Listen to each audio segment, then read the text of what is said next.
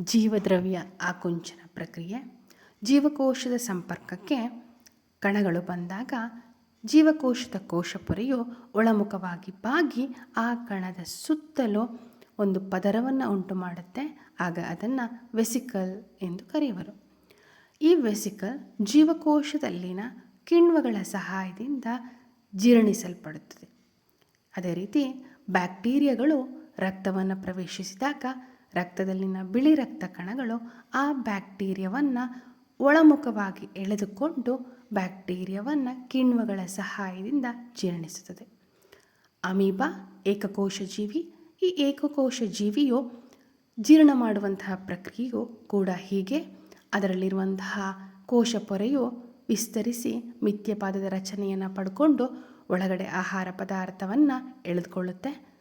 ಜೀವಕೋಶದ ಒಳಗಿರುವ ಕಿಣ್ವಗಳು ಆ ಆಹಾರ ಪದಾರ್ಥವನ್ನು ಜೀರ್ಣಿಸುತ್ತವೆ.